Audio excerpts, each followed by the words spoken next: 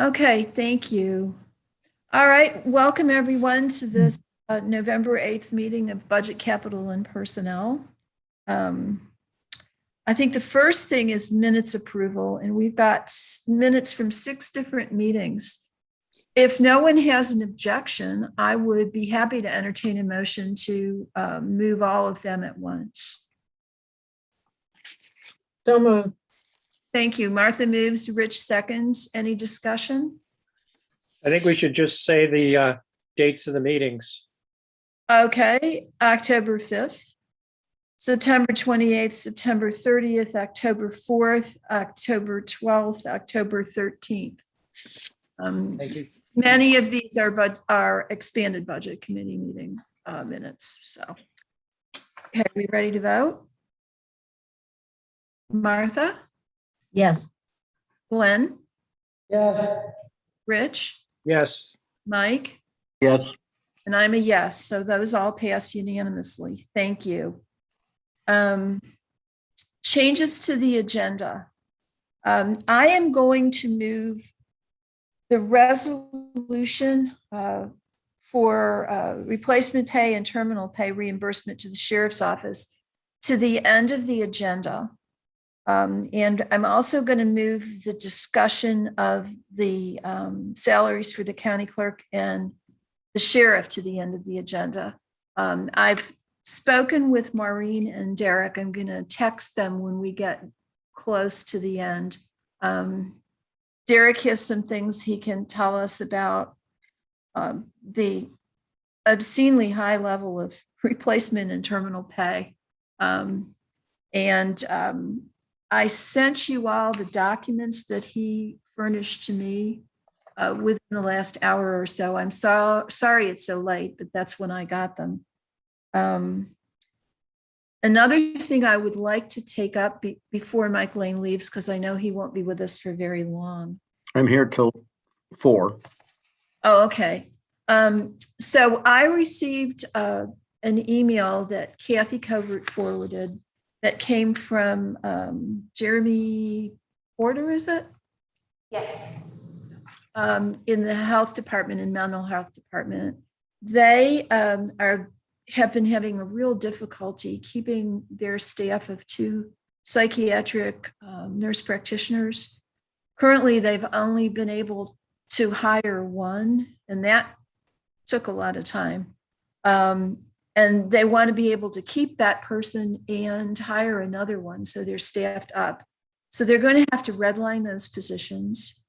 So he would like to know if we could have a special BCP meeting before the December 7th ledge meeting at around 4 o'clock. Would that work for all of you?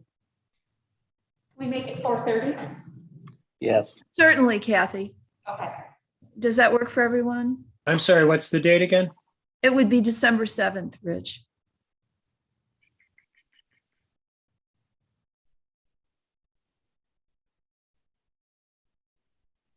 Yes. Okay. So you don't want to do it at the next one before the next, the November 17th? No, because they have to take it to HHS and HHS won't put it forward fast enough. They're happy with December 7th. If they're happy, we're happy. Okay. All right, Kathy, that's a yes. Okay, thank you. Thank you. Do we have any public comment? I don't see any, but I might be missing something. No, okay. So that brings us to Lisa. Hi, Lisa. Hi, Deborah. Hi, everybody. Today. Just to follow up on what you were just discussing with Jeremy and mental health, I have a meeting scheduled with Jeremy, Frank, and Harmony tomorrow, together with Ruby and Amy, to talk more about the recruitment issues for those particular positions and some recruitment funding that they're going to be getting from the Office of Mental Health. So we'll be getting more to come on those issues. I have just a really brief report, closing up the 2022 budget process, which is great. And My thanks again to our new staff members, Dan Nolan and Samantha Freilich, for all they've been doing on it.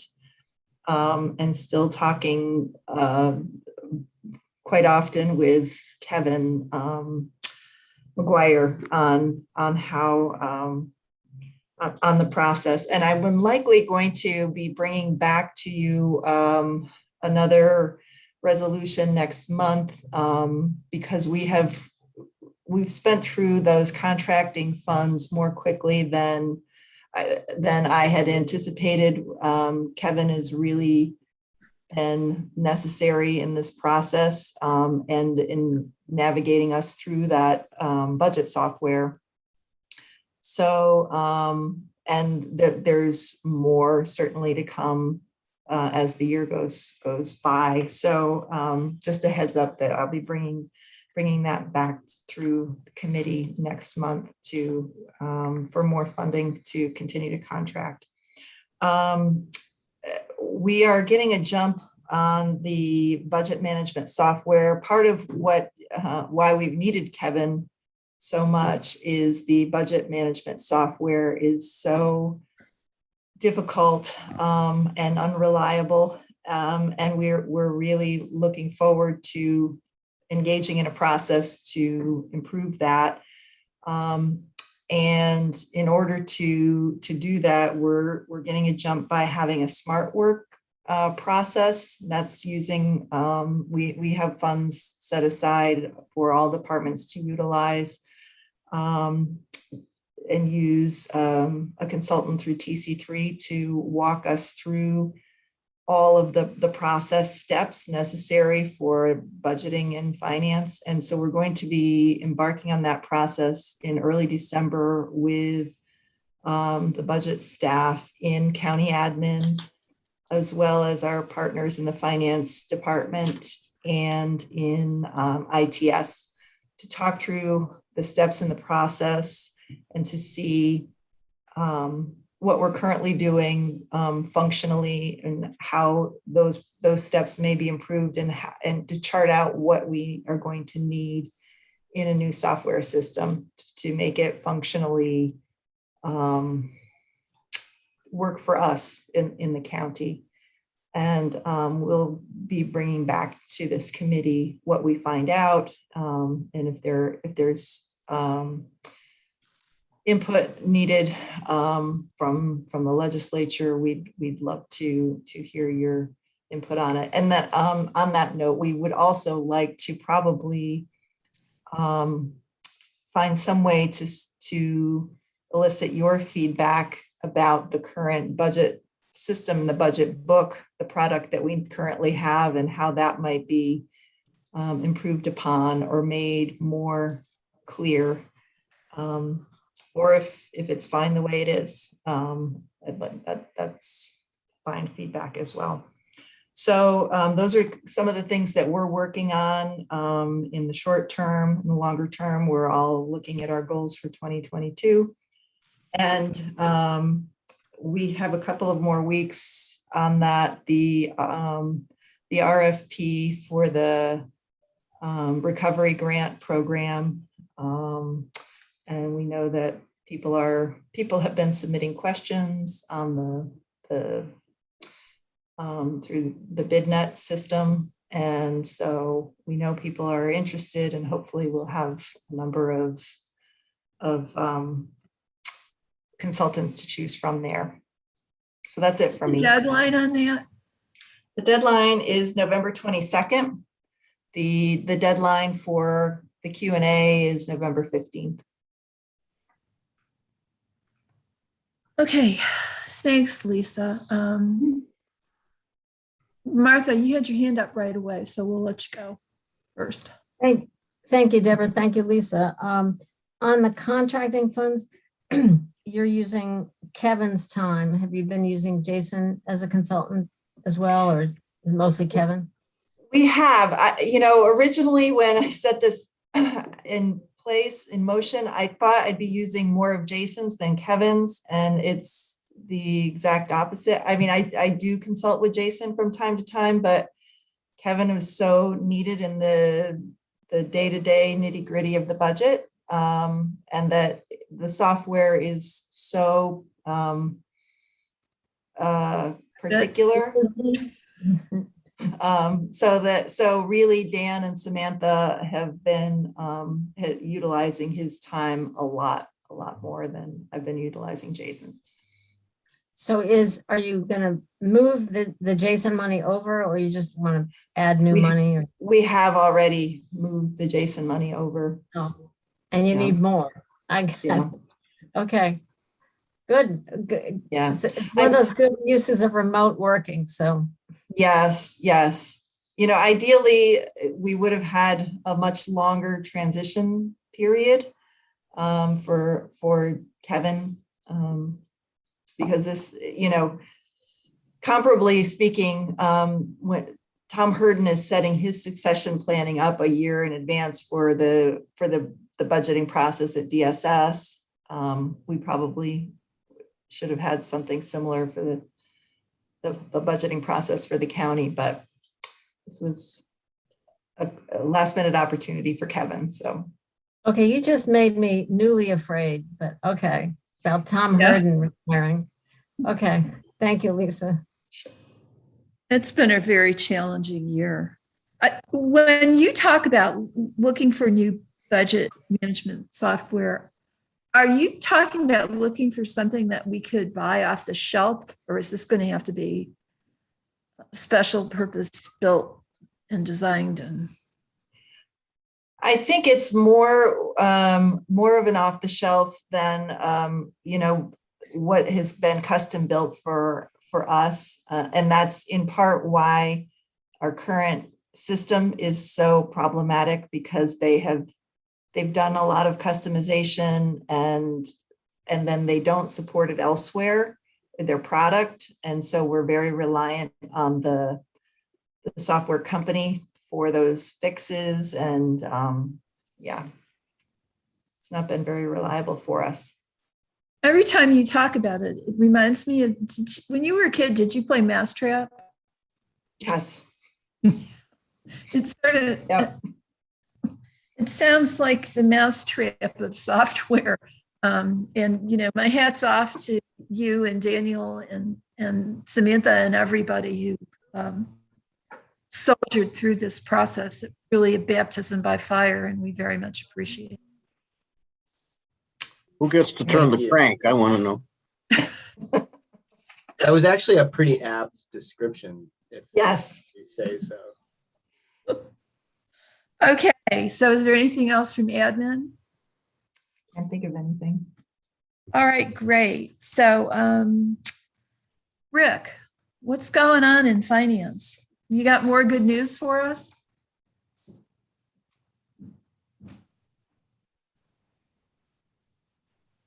There we go. No, I don't. I only have bad news today. No, that's not really true. You're fired.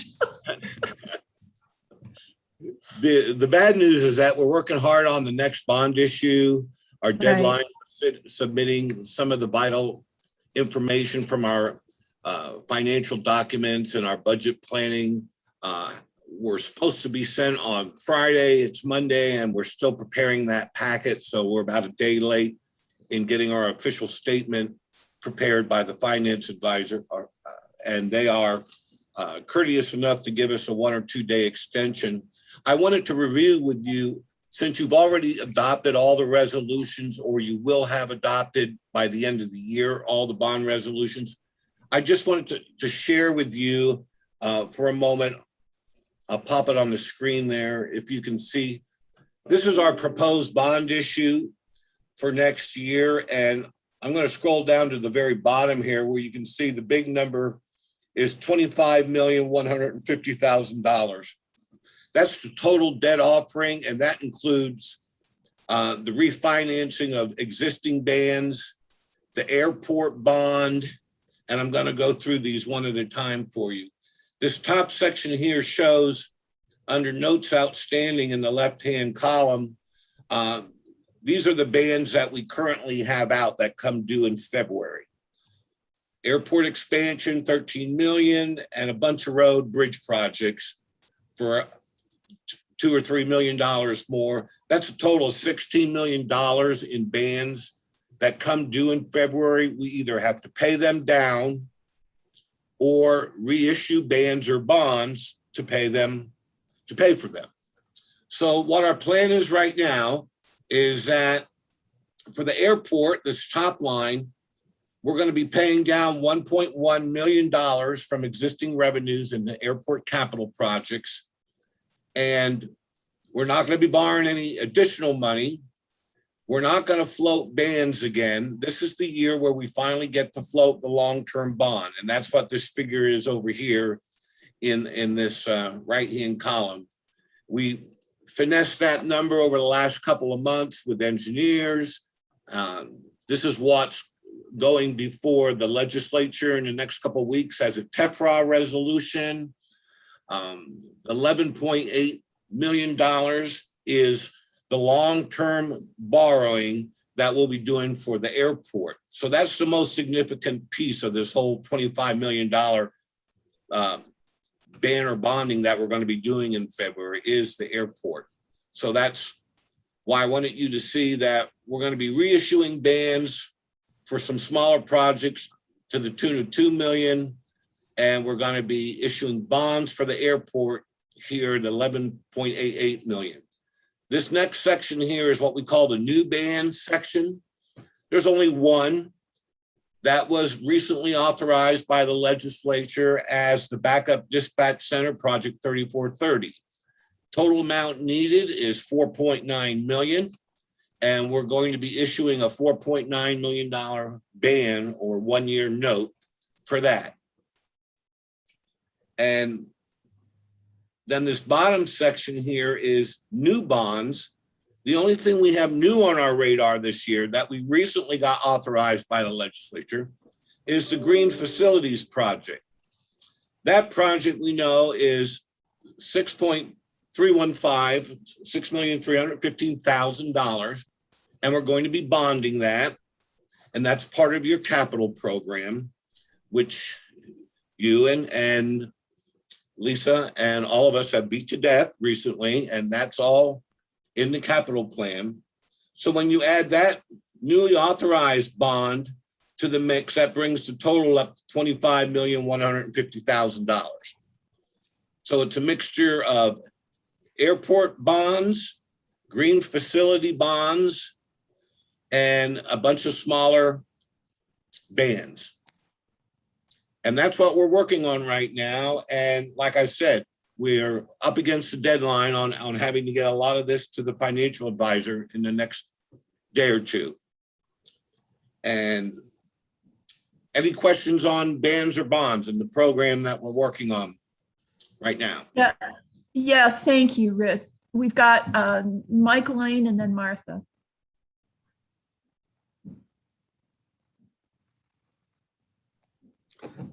Rick, I just don't remember.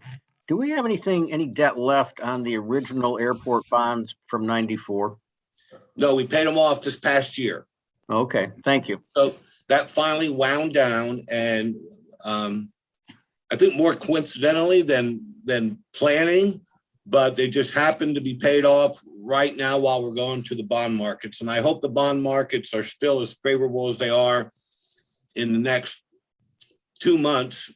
We actually go to market at the end of January to sell and price the bonds. I hope that the economy and the bond market is as favorable then as it is today. Okay, thank you. Mike, did you have a follow-up to that before we go to Martha? No. Okay, thank you. Martha? Thank you, Rick. I guess I'm a little confused about green facilities. I thought was that not a cash for capital thing through ARPA? I thought we were No. paying. No? No. No, I think if I recall correctly, there were things we didn't want to do through cash for capital because we weren't sure that there wouldn't be something in the infrastructure or the spending that might be available, and you of course can't use ARPA funds for the local match. So I may be confused, but I think that was one factor that we considered, or that. So now, I think We don't maybe have Lisa Holmes might have some comments on that, since we discussed this specifically on whether it would be ARPA related or bond related. Lisa? That's correct. These fit in more for bonding, just in terms of what Deborah mentioned in terms of potential sources for reimbursement and also timeline. Yeah. okay, so if in fact there are grants for some of the green projects, I mean, this is to borrow like the top dollar, the top line, but if there are grants, we can end up applying for those, getting those, and then actually borrowing less or at the end of the Yes. day. Okay, That's got it. correct. All right. Thank you. Okay, thank you. These are sobering numbers. Rick, are you going to be providing this document to the legislature when you present this information? Because it's really helpful to see it all broken out like this. Sure. This is a chart I used with the attorney when he and I sat down with the finance advisor, and we kind of mapped this out. We started in August, and then we did an update each month in September and October. Hasn't changed since October 14th.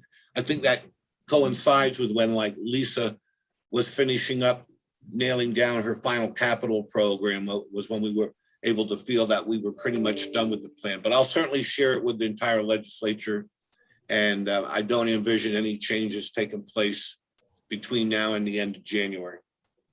Okay, great. This is really helpful to see it laid out like this. Thank you. And the only thing I thought I should bring you up to date with our staffing. We still are down one position. We had hoped to fill it by now. We have another accounting position that has remained vacant. Linda Halstead is still on board with us, working and filling in a lot of the gaps. All our other staff positions have been filled, and training is going nicely. I just had hoped that we could have filled this one other position that's been open for a while.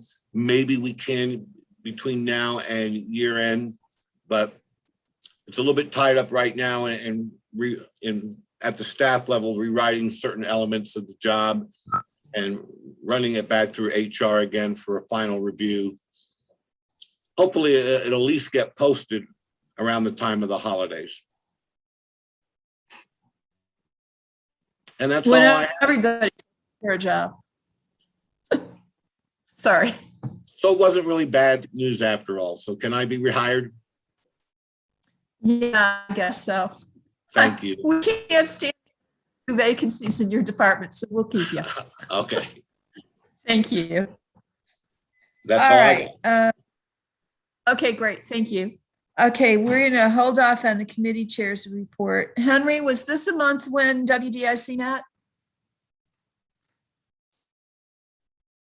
You're muted. Yes, it was. Okay, so what happened? WDIC met a couple of weeks ago, and we talked about the diversity statement, which we just had a meeting. I came from to talk about the diversity statement, so still working on that. We'll hopefully have something by the end of the year. We also talked about the ADA compliance with the facilities not on campus, in our purview. We had a good talk with Alan Lockett, and he was all up to speed on everything. And we're going to be talking about You faded. Okay, we're going to talk about future inspections too, and then we passed the Native American Heritage proclamation, which was approved at the last meeting. Okay, thank you. Is there anything else? Nope. Okay, thank you very much. Oh yeah, we'll also meet on December 1st, which we changed the meeting from the late December to December 1st to hopefully attendance. Okay. Right. Ruby, what you got for us? Okay, thanks.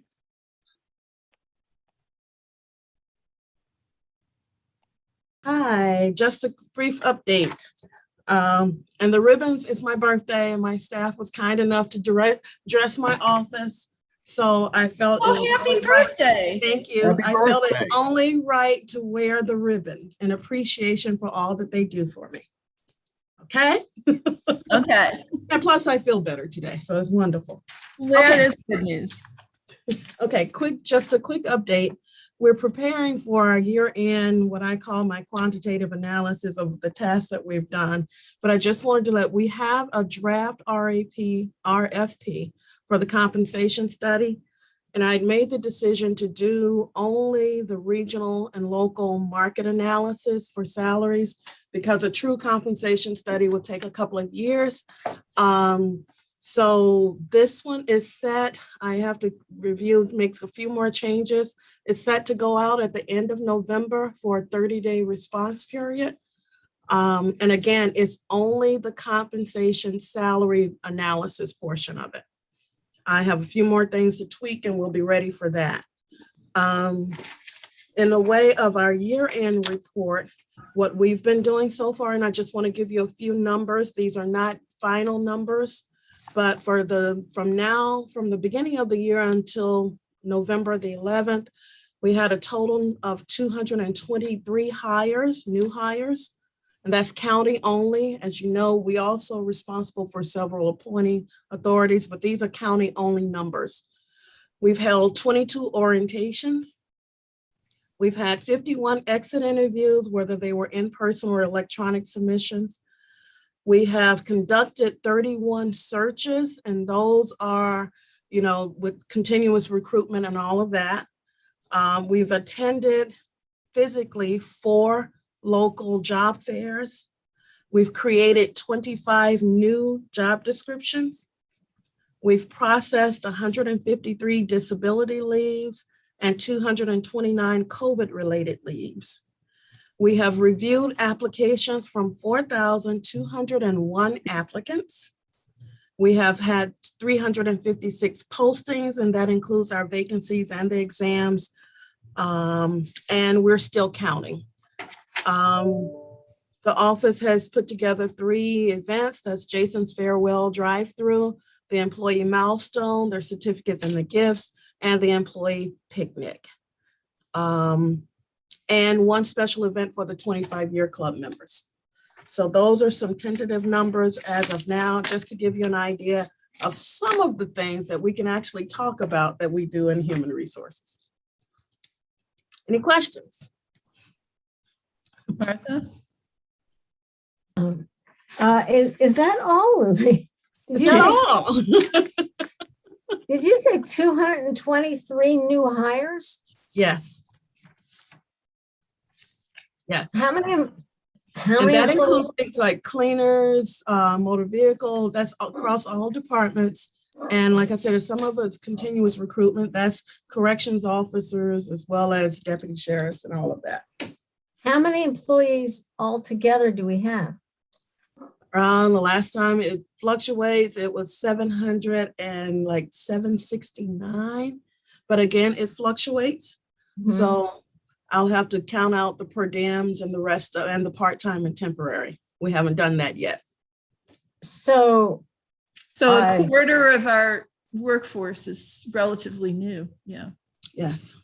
does that translate to 25% turnover?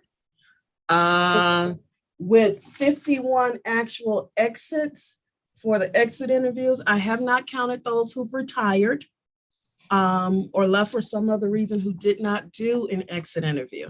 So I would say there's some turnover here. Okay, I'm interested in however the industry defines turnover. I'd like to know kind of what that percentage is. That's one of the things I will make sure when we get the final numbers and see there, because some of them could have been hired seasonally and rehired and then hired, because we had the project assistants as well as some of them who were here for COVID and then We let go and then we brought them back. Right, contact tracers, all of that, okay. Wow. Okay, did you say, when you talked about the draft RFP for the compensation study, you said regional and what? Did you say regional and local? Regional, local, it will only be the regional, local salary comparison. It will not be the classifications, because if you're doing, the first part is usually to go over how you're classifying your positions. But I thought the interest of the legislature at this point is just to compare our salaries. Does that include benefits or like fringe rate or something? It's just salaries only. Just salaries, okay, thank you. Mhm. Well, I think that this has been kind of an unusual year. It has been. Yeah, I mean, we let people go in 2020. We We brought them back. shuffled in 21. And I think that that might be one reason why the classification piece of the study isn't as necessary, because we've been going through a long-term process of reevaluating what our staffing needs are for the last 18 months, basically. Henry, you had your hand up? Yes, Ruby, when you say local and regional, what geographic span does that cover? Let me pull that out. You know, it may be actually statewide too, Henry. Hold on. Let I would me think pull- so. I think it is statewide. Because local is based upon regional, regional is based upon state. Okay, I'll pull it And- out, Henry, and make sure. okay. Also, do you have any magical updates on the outstanding director searches? Such as, As the airport, for example. I'm not making any of those announcements, Henry. Remember I told you I was staying in my lane? That's not my lane. Yes, you did, but, Lisa has a point. Yeah, I'm planning on sending information out to the legislature later this week and requesting that a candidate be confirmed at the next meeting. We're just finishing up those final steps. So we're at the finish line of a successful search. Okay, thank you. Thanks, Lisa. Sure. Henry Okay. keeps trying to get me in trouble. Yeah, he keeps trying to tempt you out of your lane, Ruby. Just seeing. All right. Is that it from HR? That's Except from me. the question? Yeah, I have a question. With all these numbers of what you've been doing, I hesitate to ask this question, but I'm going to go ahead anyway. We had talked earlier in the year about a report on the diversity of our staff. Mhm.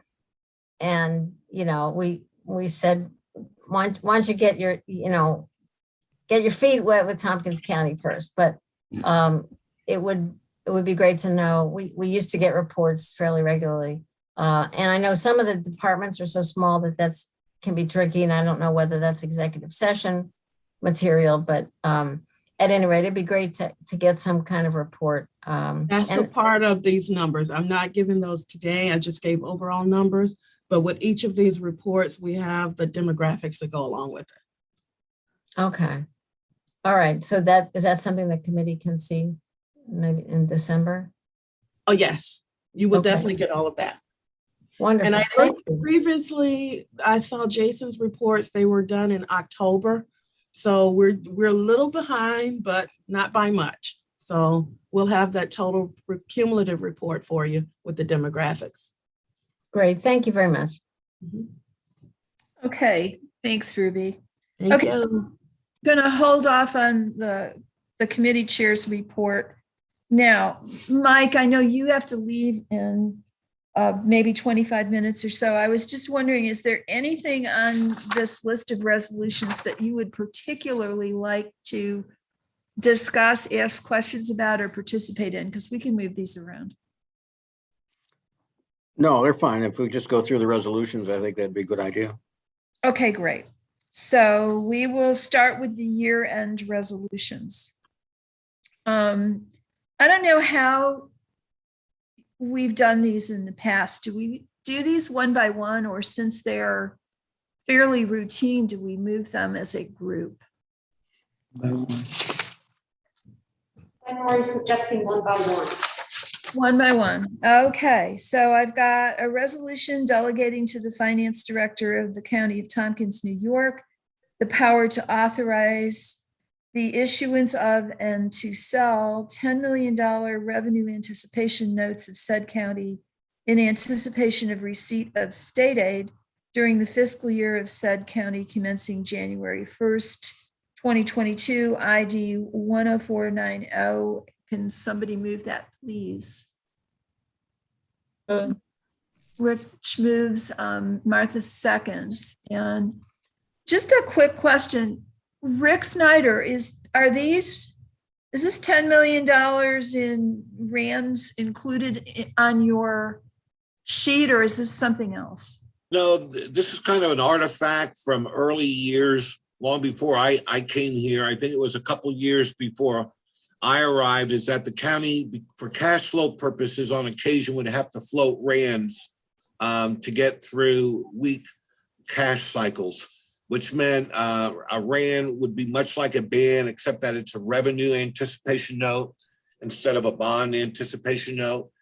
And it simply was to go out and temporarily borrow money until such a time it could be replaced by the revenues as they came on in later in the year.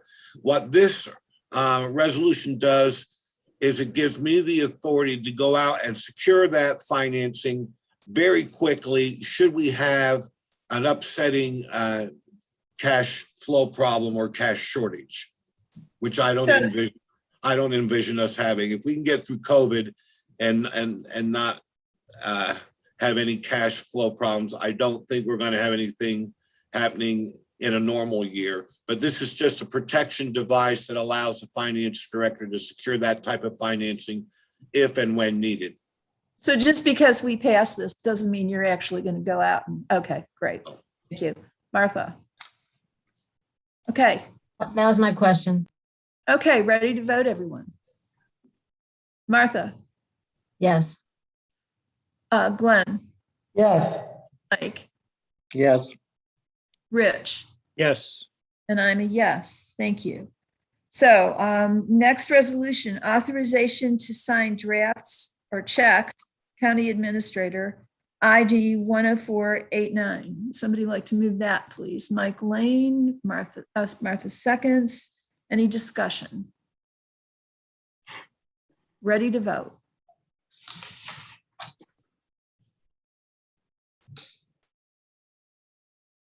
Can't hear you. Vote. Okay, is Martha a yes? Yes. Glenn? Yes. Mike? Yes. Rich? Yes. And I'm a yes. Okay, resolution, town and city budgets and printing of tax rates, item number 10487. Who'd like to move that? Glenn? I need a second. Martha? Ready to vote? Martha? Yes. Glenn? Yes. Yes. Rich? Yes. And I'm a yes. All right, resolution approving completed tax rolls and directing the executing and delivery of warrants, ID number 106. I'd like to move that. Glenn? Mike seconds. Any discussion? Ready to vote? Martha? Yes. Glenn? Yes. Mike? Yes. Rich? Yes. And I'm a yes. Resolution, authorization to disperse funds, county administration, ID number 10492. Who's going to move this one? Glenn? Seconds. Any discussion? Ready to vote? Martha? Yes. Glenn, yes, Mike, yes, Rich, yes, and I'm a yes. Okay, resolution authorization for finance director to make year-end transfers, appropriations, and budget adjustments as required. ID number 10488. Can I get a motion on that one, please? Glenn moves. Rich, second that. I know you keep trying. Okay. Any discussion? All right, I'm going to go backwards. Rich, yes, Mike, yes, Glenn, yes, I'm a yes. and I'm a yes. All right, that's it for year-end resolutions. Whoopee. Now we'll get to meatier matters. I'm saving the one from the sheriff's office. So we'll move on to resolution authorizing the replenishment of the contingent fund from general fund reserves, ID 10462. Can I get a motion on that? Martha moves, Glenn seconds. Discussion. One. Martha. My only question is, which is hard to actually say, is this enough? Well, I think Rick is pretty good at making these guesstimates now. Well, we had to do it last year, and last year it was not quite this much. And it was originally going to be about what we asked for last year, $1 million or 1.1. And then as you've seen on this very agenda, we have $600,000 worth of contingency fund requests from just 2 departments. So there goes another 600,000. So we just added that to what our early estimate was, and that's how we came up with the 1.6. And I certainly hope we don't have to spend all of it because we did not have to spend all of it last year. Okay, I mean, because I see just the numbers, it said, so you already anticipated 1.6 more. It looks, and it sounds pretty specific. You have a real dollar figure there for the end of this year. So it's easy enough to say another 100,000, but we'll go with this number if that's what you prefer. Yeah, I think this far out, you have to remember, we'll be doing these contingency resolutions well up into the end of February. So I'll certainly bring it to your attention if we get near the end of the finish line, and I feel like that we don't have enough, but I think we'll be okay. Thank you, Rick. You're welcome. Okay, anybody else?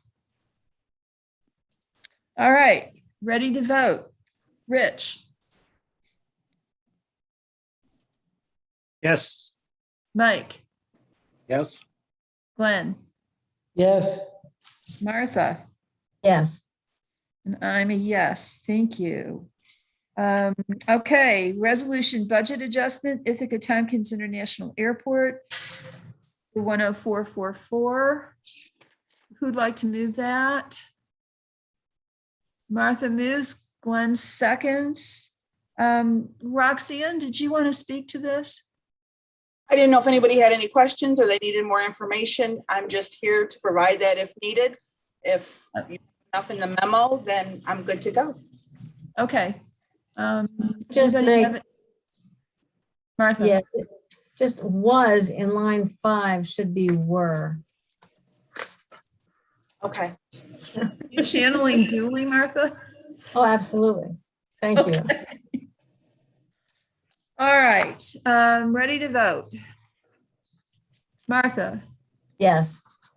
Glenn, yes, Mike, yes, Rich, yes, and I'm a yes.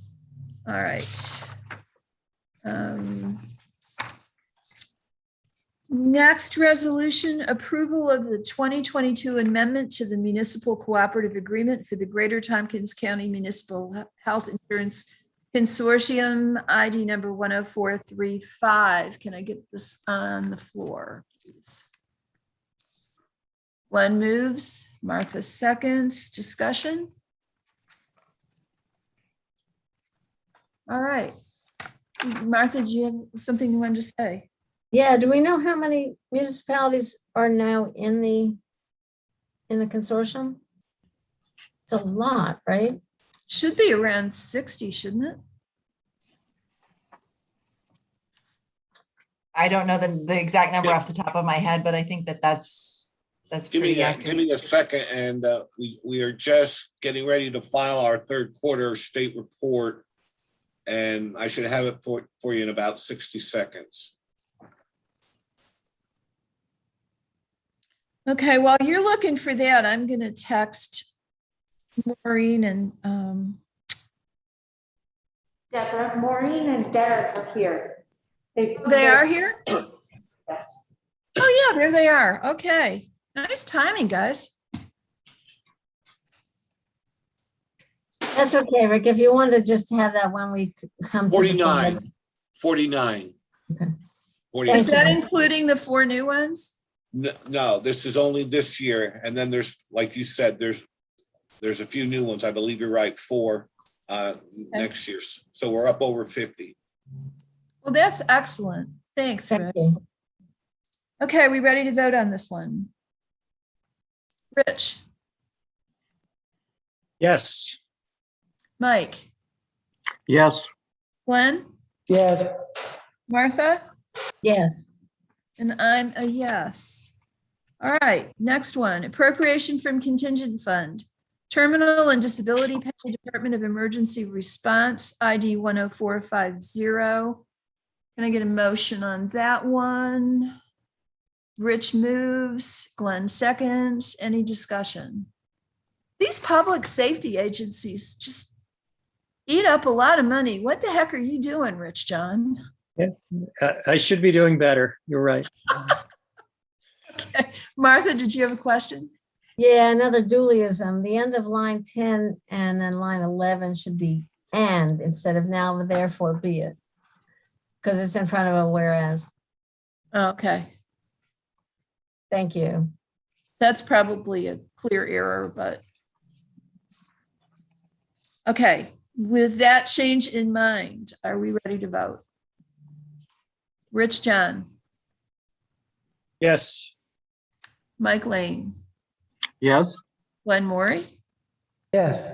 Martha, Yes, and I'm a yes. All right, resolution authorizing the use of fund balance for purchase of properties, ID number 10352. Can I get a motion on that one? Martha moves. Did I get a second? Wow. Bunch of reticent people. I'll second it. Okay, any discussion?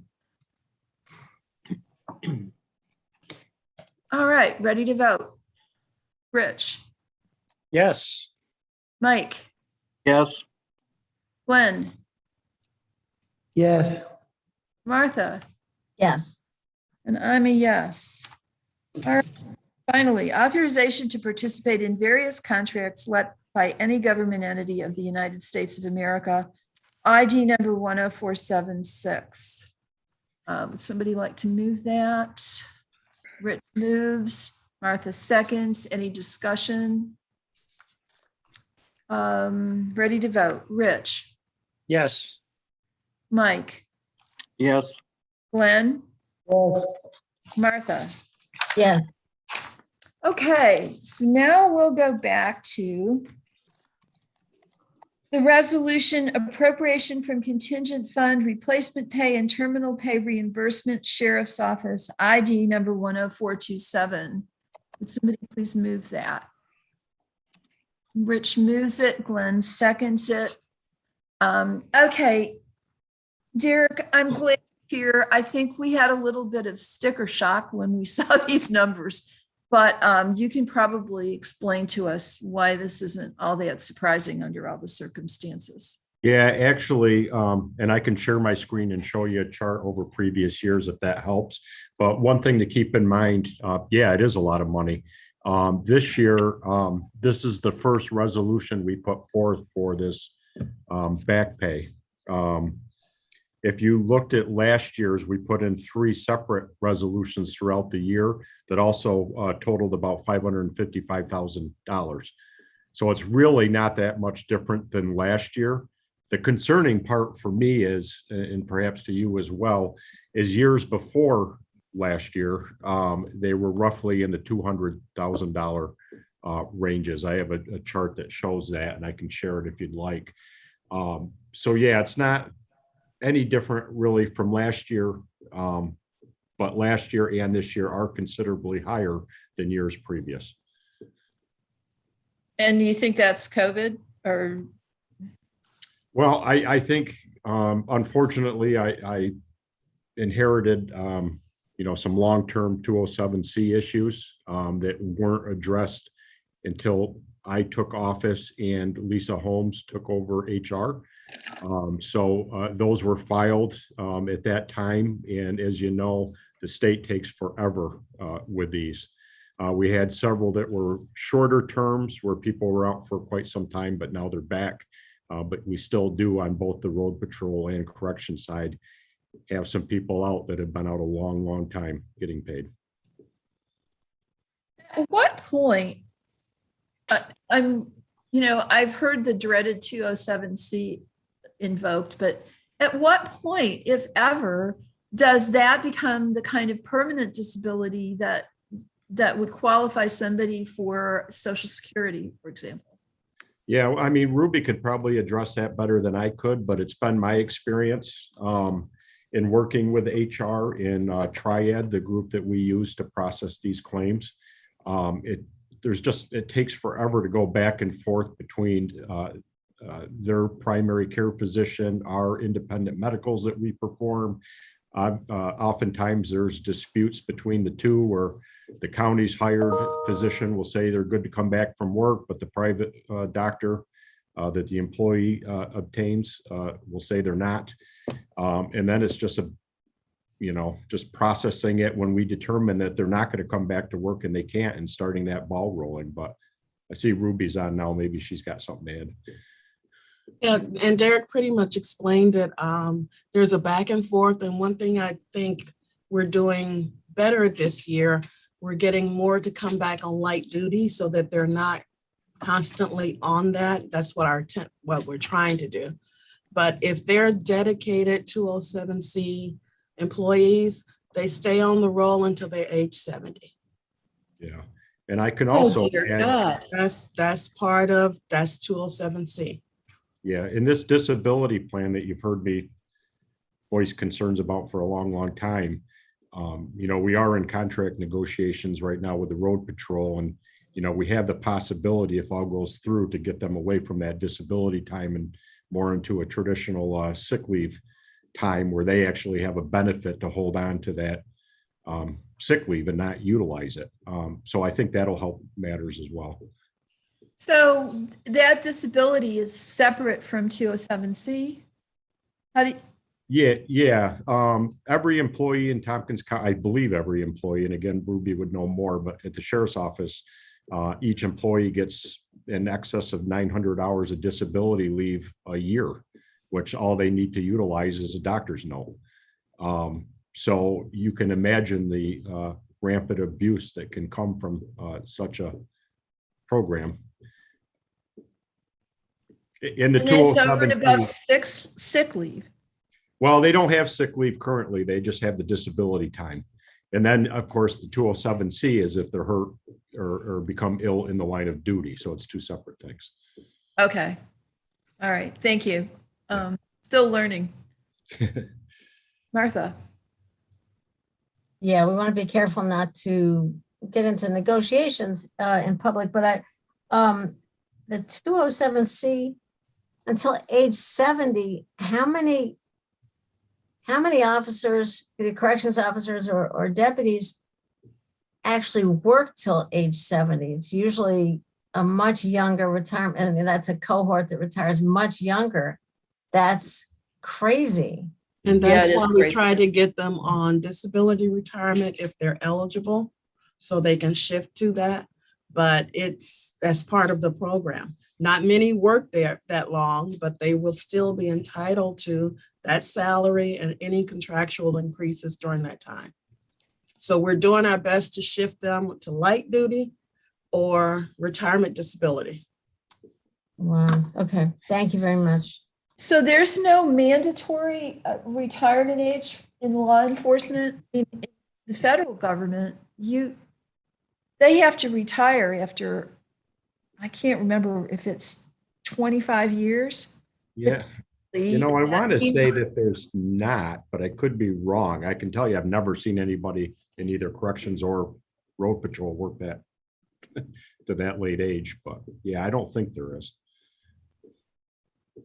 Well, that's ridiculous. It should at least stop. I mean, well, never mind. There's no point arguing with things the way they are. And I will say, I think, you know, you've had 4 people now that are leaving, have left this year. And I know that it's a tough road to hoe to try to hire anybody. You know, in connection with trying to figure out where your salary lands in the, you know, range of salaries that sheriffs in New York State earn. I went on that website. And Tompkins County is just not a high-paying county in terms of law enforcement. So that's a problem. And then there's the fact that I think your office is understaffed and people have to work a lot of overtime, and they may like the money they get from working overtime, but they're stressed and they're tired, and people don't perform optimally when they're stressed and tired. Yeah, a couple of things I can say to that. I'm hopeful the salaries will change and be more competitive without getting into it, like Martha said, but I'm hoping that'll change and will make us very competitive again soon. Overtime, it's not what it used to be. When I was younger and started, everybody worked crazy amounts of overtime, and the generation of people that we get in now typically don't want to work the overtime for whatever reason. But despite that, when they have to work it, they do, and they've worked a lot of it the last couple of years. And I'm certainly not to a point, or nor would I ever be alarmist. We're doing okay. You know, over the last year, we got down to about 14 deputies, only 4 on the overnight shift. So we were really hurting. So of course that increased overtime dramatically. But as I've reported through public safety, we have had a lot of new hires lately. I think we're only have 2 openings on the road patrol now. We just need time to get these people on board. You know, they have to go through a 6-month academy and then a several-month-long FTO program. We just got 2 out of the academy last week, and they're now in our FTO program. We have 4 more in the academy now as we speak. So again, I think, you know, this time next spring, so early summer, I'm hoping we can be full staffed.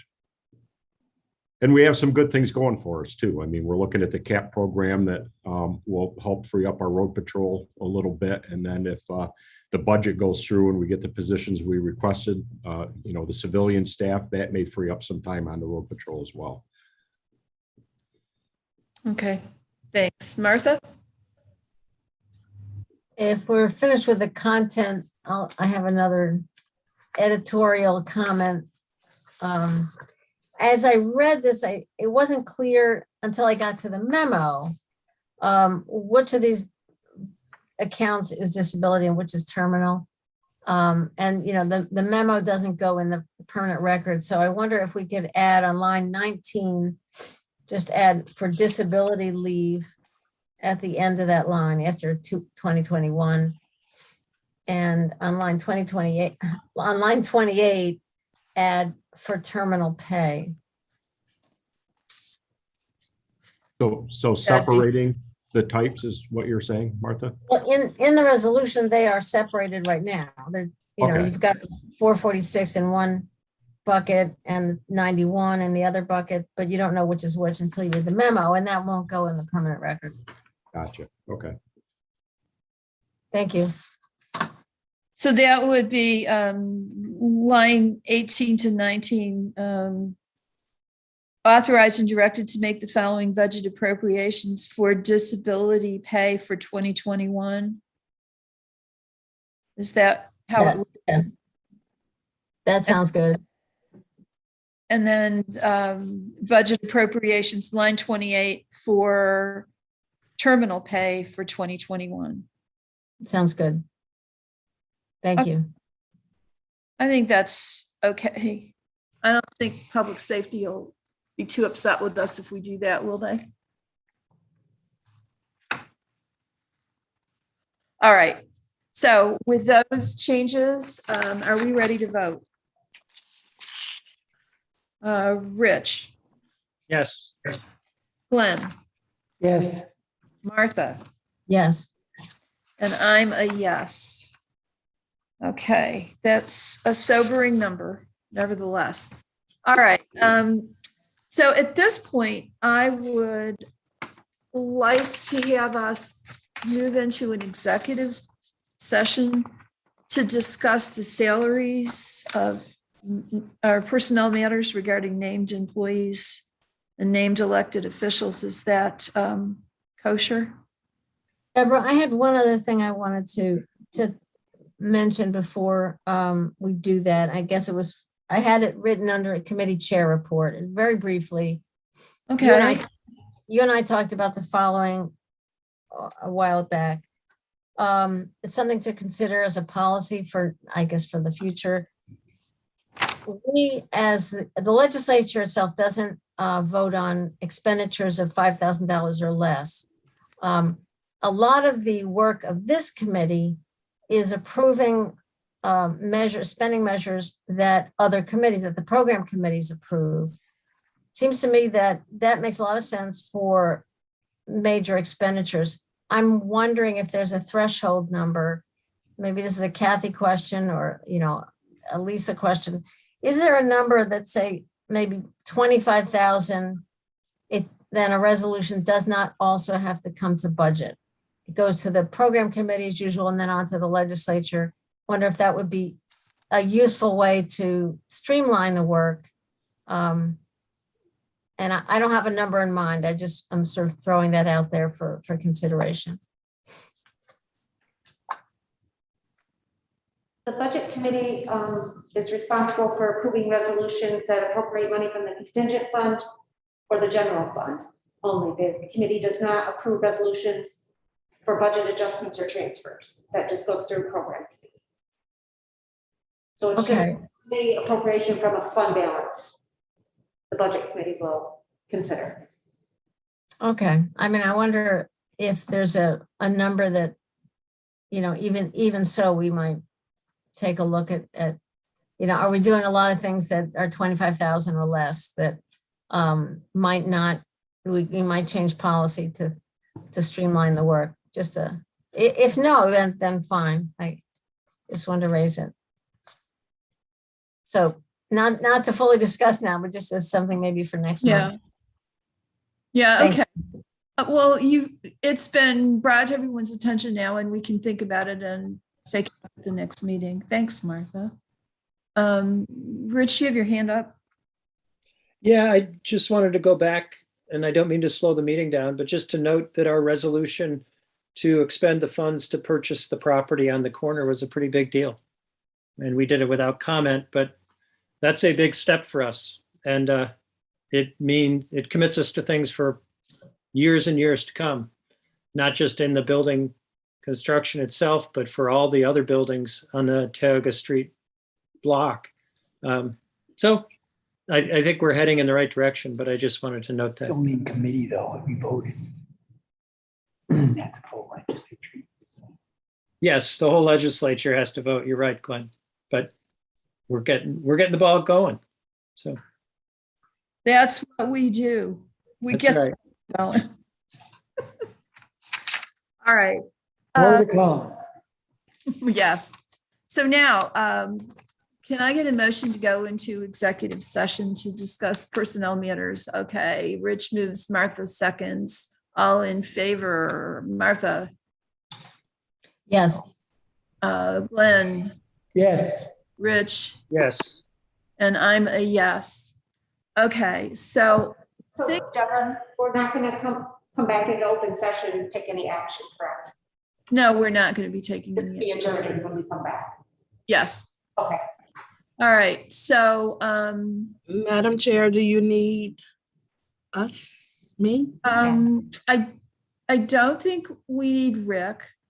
I don't think we need Samantha or Daniel. Lisa, I'm not sure if we need you or not.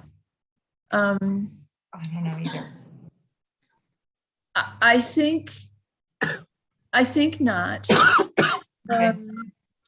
Ruby, we're going to be talking about salary levels. So I'm wondering if that's within your area of expertise, and you should stay. Bye, Daniel. Okay.